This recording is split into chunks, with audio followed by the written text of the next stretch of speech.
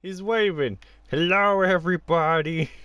Hope you're enjoying the video. But anyway, moving on to the power system. Now, the two main factors here is Furyoku, which is kind of the chakra, the Ryatsu, the key of Shaman King. It's the energy that all people draw from to do any kind of abilities. And then you have Oversouls, which is the main combat ability of all shaman. So basically what an Oversoul is you have your Guardian Ghost, you have an object, or even yourself in some circumstances, and you basically fuse the two together. So there's Possession, which is taking your Guardian Ghost and putting it inside of your own body, and it takes control of you and makes you like super goddamn crazy. Like if you were going to take a Master Swordsman Guardian Ghost and then fuse that with yourself, a Possession would be able to the ghost would take control of you, and then you would just become a Master Swordsman. Like, the ghost would be controlling you, you'd be conscious of what's going on, but the ghost would be in control, and also, since they're a Master Swordsman, you're a Master Swordsman. And since there's supernatural aspects, it doesn't really matter what your physical condition is. You could still do, like, 3 backflips, you know, cut down a tree with one swing, and stuff like that, or stuff of that nature. But the thing about Oversouls in Shaman King is, if anyone is a fan of Hunter x Hunter, then this will go a lot easier. Because in Hunter x Hunter you have Nen, and Nen is open-ended and creative AF. You can basically do anything with Nen, make your own rules, make your own power, and it has a bunch of different categories that it falls into, so you'll like know what you're making, and also you specialize in a certain thing. Oversouls is almost the exact same. Oversouls are extremely versatile, where not only can you make literally whatever you want, but you can change it on the fly mid-battle. Like in Hunter x Hunter, you can make almost anything, but one thing you can't do is, say, Hisoka's bungee gum. He could have that, but in the middle of the battle, he couldn't turn it into a rock-hard shield substance. He couldn't do that. But in Shaman King, say, just before I get into a lot of convoluted and complicated stuff, say I fused my Guardian Ghost with a sword. I then created an Oversoul, and kind of the ghost envelops the sword, might change its appearance. It's just using the sword or whatever object it's possessing as a medium for it to take metaphysical form. And another thing about Oversouls, only Oversouls can hit other Oversouls and destroy them, and also only Shamans or other Oversoul users can see other Oversouls. So if I had an Oversoul and you were just a regular human, then you wouldn't be able to see like the giant cleaver sword I would have forged. You would have just seen like a normal sword in my hand, and then you would die. But anyway, moving on. Say if I had it in the sword, and the sword took an appearance of like a large rapier, and somebody was firing a gun at me, I could possibly deflect all the shots with the rapier, or while putting more Furyoku into it, and as I said, Furyoku is the energy source, you could immediately mold the Oversoul, so then maybe it forms like a large round shield at the front to block it, and then get rid of it, and then continue attacking, or just shoot off the shield like some kind of projectile. And that's the simplest way I can put Oversouls before I start getting into convoluted stuff. Now talking about all the things you can do with an Oversoul, as long as you have the Furyoku for it. So basically, as long as you have the Furyoku, the amount needed, you can do, and I will not stretch this enough, literally anything, to forming black holes, to forming supernovas, to forming an orbital satellite that could shoot meteorites. As long as you have the capabilities, then you can do almost anything, and it doesn't even matter what your Guardian Ghost is for a certain extent. You could have a basic humanoid spirit that's a samurai. But even then, as I said, it's a 40-60, I think in my opinion, between Guardian Ghost and Shaman. You could have a regular human samurai as your Guardian Ghost. But if the Shaman, or you if you want to use this context, had an understanding of the element of fire or water, your samurai could wield 2 elemental swords. Your samurai could breathe fire and fart water and ice. Like, you could literally create anything. And whether, even if you didn't have a human spirit that was a samurai, even if you had, I don't know, a human spirit that was, I don't know, an accountant or a jock, if you had an animal spirit that was just a raccoon, you could still do incredibly OP, stuff with them. And it also depends on what type of shaman you are. I think I'll only use one example, but I've mentioned there are shamans that use talismans and trinkets, there are shamans that use weapons, but my personal favourite shaman is what Felix Faust is in Shaman King. Now, I don't know if in the manga they just call it necromancy, but in the dub they call him the Boneyard Sorcerer. And basically what that means is he's a necromancer. He can raise skeletons from the dead. He can do all this creepy, gothic, horror, stuff with his shaman powers. But this will be the example I'm using. So if you're a regular shaman that uses a weapon, basically you can put the ghost into the weapon and form just about anything. A shield, a sword, an axe, a cleaver, a giant crossbow, and then you can just turn it. Basically it's malleable. Think of it like kind of Play-Doh. At any point you can change its shape as long as you have enough Furyoku, as long as you have enough fuel in the tank. And I'll get to all the negatives and the downsides of this later, but right now I'll talk about all the positives because they're the only thing that matter. Until the end. Like, you basically do anything with a weapon one, but then it gets crazy because I'm going to use the example of a Boneyard Sorcerer or a Necromancer, but I'm going to say Boneyard Sorcerer because it's so funny and cool. But putting it into the real world, like, say if Furyoku, Guardian Ghost, Shaman, they all existed in the real world, 2020, right here, right now, reality. I know reality is a crazy thing to think about right now with the state of the world, it's like some kind of post-apocalyptic movie, but say if shamans and all that existed from Shaman King in the real world today, the amount of crazy stuff people could pull off with an Oversoul, with Furyoku, would be apocalyptic. The world would be over. Everything would be screwed. Everyone would die. The world would be covered in flames or fan fiction. It'd be horrible. I think of it this way. A Boneyard Sorcerer can summon a bunch of skeletons, and the hell was... Jesus Christ. He's waving. Hello, everybody. Hope you're enjoying the video. I swear to God, this would be like an intro moment if I did those. So, if things exist in the real world and you're a Boneyard Sorcerer, because there's a lot of times in the show somebody will have primarily one Guardian Ghost, but there's no actual rule that says you can only have one. You could have multiple if enough, like you, or you've made a pact, or it's in your family line that these ghosts will serve the next in line to the family. And some shamans also just have the power just to summon spirits whenever they want. Like Anna.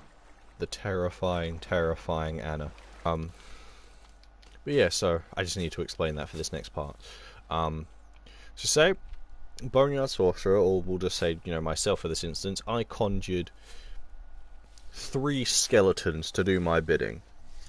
Now that's crazy in general, like I could probably summon 1,000 skeletons or something along those numbers as long as I had the Furyoku to summon them and control them, give them a simple command like destroy, protect, shield, do a backflip, something like that. But then I could possibly, if I had an understanding of a subject, and since I'm just a Boneyard Sorcerer in general, and if I had the ability to summon other spirits, I could conjure 3 ghosts or something, put them into the skeletons to possess them, and then literally, because you can do anything, I could make the Justice League, I could make the Avengers, I could make Pikachu, for all I care to say, using a ghost and oversoul, using a spirit, using a medium, creating an oversoul, you can do anything. And say I was to turn those three skeletons into Superman, Batman, and Etrigan the Demon. If I had an understanding of gravity, because some shamans can manipulate that and some ghosts can, if I had an understanding of fire, and if I just had the understanding of metal, I believe, and electricity or thunder and lightning, then I could incorporate all of those things with those characters. So Etrigan the Demon could breathe fire like he actually can. Superman would be able to fly. Batman would be able to just throw batarangs and all that kind of stuff. And this doesn't just stop at that kind of stuff. You could make anything or anyone. You could, as long as you had the understanding of it, enough Furyoku to pay it, you could make an army of Supermen. You could make an army of Gokus or Brolys from Dragon Ball. You could make, I don't know, for some of you out there, you could make an entire army of waifus if that was, if that's what floats your boat. Literally, like, if shamans existed, oversouls, Furyoku always existed in our time, with the amount of anime, fiction, books, even history, to some regards, you could create crazy things on top of supernovas, orbital satellites, lasers, black holes. You could make your own superhero army, you could make your own supervillain army, you could create Cthulhu or Cerberus or Zeus just from an oversoul. And now, I think after I talked about all the cool things and all the great things, I'm going to talk about the downsides, and there's actually not that many. As I've been stating, you would need just the understanding of an element or a certain practice for you to be able to use it or incorporate it with your spirit. So that's basically just learning. But your Furyoku level, every shaman is born with a limit. So say I was born with 300 Furyoku, then I could only output that amount at any one time, and if I used all of that, I would then, have no fuel in the tank, and I would have to wait for it to replenish. But there's an actual upside to that as well, because unlike in some anime, some manga, some movies, when someone has a power, and there's a power system in that world, people can't just, well, unless it's a Deus Machina or, the plot demands it, you can't gain more of it. Like, I'll use Black Clover for an example, because I did a video on that a bit ago. Say, he was born with a large pool of mana. Say it was the size of an Olympic swimming pool. He technically couldn't increase the amount he has. He can increase how much damage it does, how effective it is, and how powerful it is, but he couldn't increase the fact that he would get more of it. And eventually that pool would run out, and he'd have to refill. Whereas in Shaman King, you would have, just say this pit, and in that pit there is just air, oxygen, or just your Furyoku, your spiritual energy. And with enough training, there are certain things you can do in the Shaman King universe where you can continuously raise your limit. So you can keep digging that pit deeper and wider, so you have more of a pool to draw from. So if you have, as I said, 300 Furyoku, and then you had a near-death experience, or you just trained so hard, or you had a reincarnation, or you were reincarnated, because that's something that can happen in the Shaman King world. If you die, you can just be brought back to life.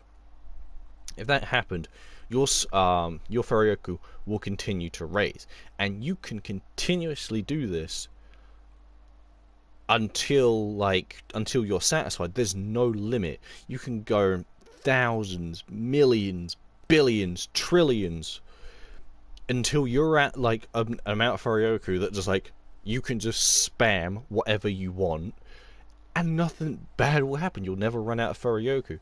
You can create, I don't know, 2 billion skeleton army and make them all your favorite characters from fiction. You could create, I don't know, you could make a paper airplane, put a ghost into it, and then you could have a fleet of like attack jets and helicopters. Literally, the sky is the limit when it comes to an Oversoul. And if you keep raising your Furyoku, like obviously maybe some people wouldn't like to keep putting themselves in near-death experiences, but just the fact that that's an option, and even though you are born with an upper limit at first to your Furyoku, to as much as you can do, there's nothing saying that that's all you can do, that's all you have, because there are options for you to do more. There are options for you to grow stronger. Like, so in the beginning of the series, I think Yo had 270 Furyoku. Realistically, with everything that's been explained in the manga, Zeke has like, I think like over 1 million Furyoku. If Yo really wanted to, if Yo was a different kind of character who didn't want, you know, peace and just to chill and shit, right? He could continuously train until he had the same amount or over that of Zeke, so he could spam bigger attacks, everything. Like he could do like 1,000 celestial slashes in one and just have this wall of blue energy that Zeke would just be like, okay, this may be a problem. I think you would get the idea now. An Oversoul could possibly be the most broken thing in all of anime. So now moving on, I think, what was that? I talked about Shaman King games, I talked about the power system. I think I was going to touch on the manga and stuff, so I think this might be a quick segment, so I think this might get put in with the video game segment, but anyway, I'll just talk about this briefly. Alright, so you also got the Shaman King manga that ran, but then you also have like Shaman King Flowers and Shaman King the Superstar. I think there's 2 more, so those names will probably get put on the screen or something next to Shaman King Flowers, the Superstar, and regular Shaman King. But anyway, see those manga that came out, it's possible, and I think it's highly possible for at least Flowers, that if the Shaman King anime that's returning is extremely popular and it does go off well, games get sold, the manga gets republished, everything like that, I believe we could possibly see anime adaptations, or at least OVAs or a movie of the other Shaman King mangas, continuations and spin-offs. Like, I could possibly see them right now when Shaman King returns in 2021. They could do all of Shaman King 0 as like the first arc or something, just so you can get introduced to the characters before the actual beginning of the original Shaman King manga actually runs, or starts rather. Those anime adaptations or mangas would probably get their own games, or even a DLC in an original Shaman King game. Like, I could definitely see Hana Asakura being a DLC character in an up-to-date Shaman King game, whether that be a multiplayer game or a fighting game. I really don't want it to be a fighting game, but you know, what are you gonna do? Yeah, I think that's it. I mean, definitely with how fans have been reacting, how a lot of people have been reacting, and how the creators of Shaman King have been reacting as well, I do feel like when Shaman King returns, it's going to be a big thing. It's going to be incredibly popular. I think that'll be about it for talking about Shaman King.